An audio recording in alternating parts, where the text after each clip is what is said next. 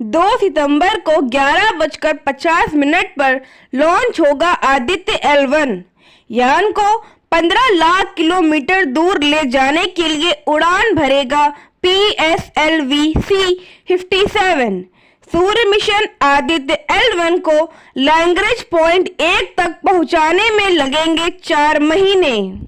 जी हाँ दोस्तों, चंद्रमा के दक्षिणी ध्रुव पर रोवर उतारकर भारत के स्वर्णिम इतिहास में नया अध्याय जोड़ने के बाद उत्साह से लबरेज भारतीय अंतरिक्ष अनुसंधान संगठन इसरो अब सूर्य के रहस्य को जानने के लिए भारत के पहले सूर्य मिशन आदित्य L1 को भेजने की पूरी तैयारी कर चुका है।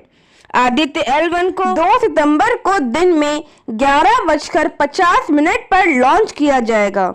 इसरो ने सोमवार को इंटरनेट मीडिया पोस्ट में कहा कि वेधशाला को धरती से 15 लाख किलोमीटर दूर पॉइंट 1 के पास की कक्षा में ले जाने के लिए PSLV-C-57 श्रीहरिकोटा अंतरिक्ष केंद्र से उड़ान भरेगा। आदित्य L1 7 पेलोड लेकर जाएगा जो अलग अलग वेव बैंड में फोटोस्फीयर यानी कि प्रकाश मंडल, क्रोमोस्फीयर यानी कि सूर्य की दिखाई देने वाली सतह से ठीक ऊपरी सतह और सूर्य की सबसे बाहरी परत कोरोना को अध्ययन करने में मदद करेंगे।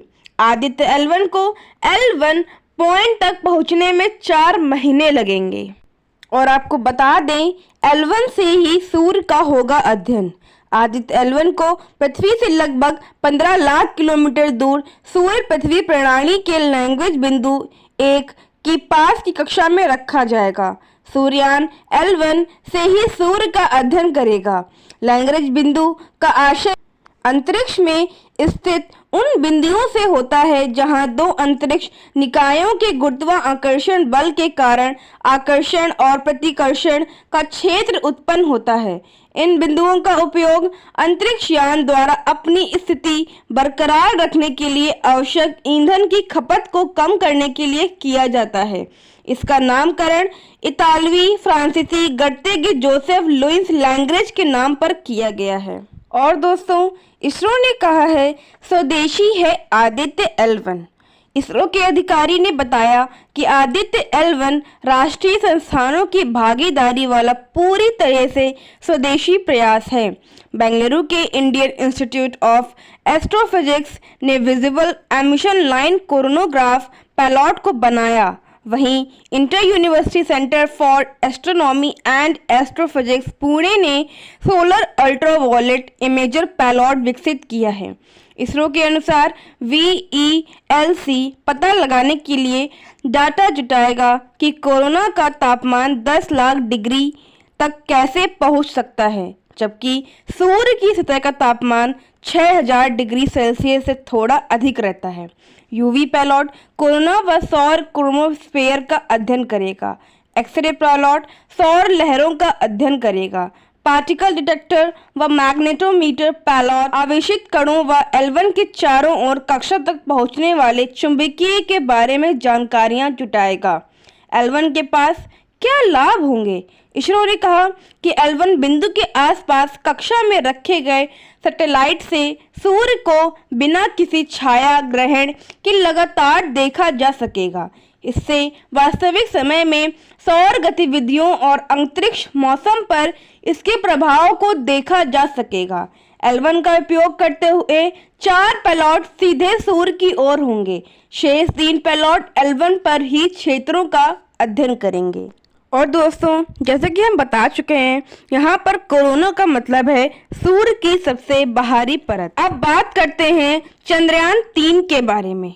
चंद्रयान 3 के प्रज्ञान को चंद्र सतह पर मिला 4 मीटर गहरा गड्ढा, बदला गया रास्ता। आपको बता दें, पूरी तरह से ठीक है प्रज्ञान, करना पड़ रहा है मुश्किलों का सामना। प्रतिदिन 30 मीटर की दूरी की लक्ष्य के मुकाबले तय की है 12 मीटर की दूरी। लक्ष्य अगर कठिन हो, चुनौतियां तो आएंगी ही, लेकिन इरादे मजबूत हो तो तमाम बाधाओं के बावजूद सफलता अवश्य मिलती है। चंद्रमा के दक्षिण ध्रुव के रहस्यों का पता लगाने के कठिन लक्ष्य को हासिल करने में जुटे रोवर प्रज्ञान को उस वक्त बड़ी अड़चन का सामना करना पड़ा जब उसे रास्ते में चंद्रमा की सतह पर 4 मीटर व्यास वाला गड्ढा मिल गया। इसरो के वैज्ञानिकों ने रोवर को समय रहते रास्ता बदलने का निर्देश दिया। रोवर अब नए रास्ते पर है। भारतीय अंतरिक्ष अनुसंधान संगठन इसरो ने एक्स पर पोस्ट किया, चंद्रयान 3 मिशन। 27 अगस्त को रोवर प्रज्ञान को अपने स्थान से 3 मीटर आगे 4 मीटर व्यास वाला गड्ढा दिखा। तुरंत ही रोवर को रास्ते पर वापस लौटने का आदेश दिया था। प्रज्ञान सुरक्षित है, वह नए रास्ते पर आगे बढ़ रहा है।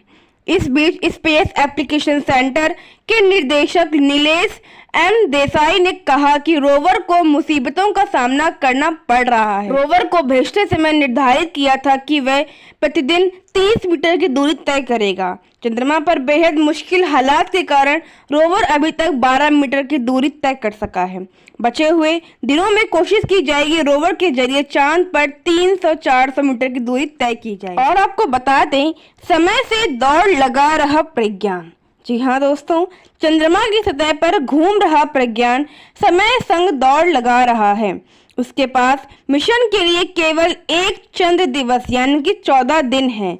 इसमें से 5 दिन पूरे हो चुके हैं। बचे हुए 9 दिनों में अधिक दूरी तक घूमकर 6 पहियों वाले रोवर को दक्षिणी ध्रुव के बारे में जानकारियां जुटानी हैं।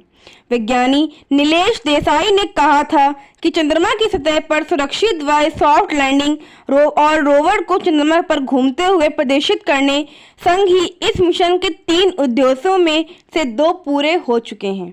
तीसरे उद्देश्य के तहत प्रज्ञान रोवर दक्षिणी ध्रुव पर चंद्रमा के रहस्यों की खोज में शिव शक्ति केंद्र के आसपास घूम रहा है। कहा, हमारा ध्यान रोवर को चंद्रमा के दक्षिणी ध्रुव की जितनी संभव हो उतनी दूरी तय करने पर है ताकि यह अधिक प्रयोग कर सके व डाटा प्राप्त कर सके। जिस क्षण सूर्यास्त होगा, गहरा अंधेरा छाएगा, तापमान 0 से 180 डिग्री सेल्सियस तक नीचे चला जाएगा। ऐसे में सिस्टम का काम करना असंभव होगा। उम्मीद है कि लैंडर व रोवर चांद की मुश्किल रात का मजबूती से सामना कर अगले सूर्योदय तक बचे रहेंगे। और आपको बता दें, चंद्रमा पर मिली ऑक्सीजन, हाइड्रोजन की तलाश जारी। चंद्रमा के रहस्यों का पता लगाने के लिए गए भारत के चंद्रयान 3 मिशन को एक और सफलता मिली है। रोवर प्रज्ञान ने पहली बार चांद के दक्षिणी ध्रुव पर ऑक्सीजन की खोज निकाला है। हाइड्रोजन की तलाश जारी है। इससे पहले चंद्रयान 3 मिशन की बदौलत इतिहास में पहली बार चंद्रमा के दक्षिणी ध्रुव के तापमान को मापा गया था। इसरो ने मंगलवार को एक्स पर पोस्ट किया, रोवर प्रज्ञान लॉर्ड लेजर ने उम्मीद के मुताबिक चंद्र सतह पर सल्फर की मौजूदगी की पुष्टि की है। Oxygen, aluminium, calcium, iron, chromium, titanium, silicon, manganese भी मिल चुका है। हाइड्रोजन की तलाश की जा रही है। वैज्ञानिक प्रयोग जारी है। ऑर्बिटर ने कुछ तत्वों की मौजूदगी के संकेत दिए थे, लेकिन ऑर्बिटर पर लगे उपकरणों से सल्फर की मौजूदगी की पुष्टि संभव नहीं हो सकी। ANI के अनुसार स्पेस एप्लीकेशन सेंटर के निदेशक नीलेश एम देसाई ने बताया कि चंद्रमा के दक्षिणी ध्रुव पर सल्फर की रेखा स्पष्ट रूप से दिखाई दे रही है। इसरो के अनुसार LIBS वैज्ञानिक तकनीक जो पदार्थों को लेजर की तीव्र किरणों के संपर्क में लाकर उनकी संरचना का विश्लेषण करती है। LIBS उपकरण को electro optic system ISRO Bengaluru की प्रयोगशाला में विकसित किया गया है। LEOS में ही 1975 में भारत का पहला उपग्रह बनाया गया और मतलब है कि चंद्रयान 3 के लैंडर मॉड्यूल ने 23 अगस्त को शाम 6:04 पर चंद्रमा की सतह पर सॉफ्ट लैंडिंग की थी। और दोस्तों, आपको बता दें, प्रज्ञान ने भेजा है संदेश, चांद के रहस्यों से पर्दा हटाने के लिए आगे बढ़ रहा हूँ। रोवर प्रज्ञान ने चंद्रमा से संदेश भेजकर बताया है कि वह पूरी तरह से फिट है और चांद के रहस्यों से पर्दा हटाने के लिए लक्ष्य पर आगे बढ़ रहा है। भारतीय अंतरिक्ष अनुसंधान संगठन इसरो ने मंगलवार को एक्स पर चंद्रयान 3 के प्रज्ञान रोवर के बारे में अपडेट साझा किया। रोवर ने संदेश भेजा, नमस्कार पृथ्वीवासियों, मुझे आशा है कि आप ठीक होंगे। मैं हर किसी को बताना चाहता हूं कि मैं चंद्रमा के रहस्यों को उजागर करने के रास्ते पर हूं। मैं और मेरे दोस्त विक्रम लैंडर एक दूसरे के संपर्क में हैं। सबसे बड़ी खुशखबरी जल्द मिलने वाली है। इससे पहले प्रज्ञान को 27 अगस्त को अपने स्थान से 3 मीटर आगे 4 मीटर व्यास वाला गड्ढा दिखा था। हालांकि इसरो के वैज्ञानिकों ने रोवर को समय रहते रास्ते बदलने का निर्देश दिया था। चलिए दोस्तों, अब इस वीडियो को यहीं ख़त्म करते हैं। अब वीडियो पसंद आई हो तो एक लाइक और एक शेयर जरूर करिएगा, इससे हमारा मोटिवेशन बढ़ता है। और मेरे चैनल को सब्सक्राइब भी कर लीजिए और हमें ऐसे ही सपोर्ट करते रहिए।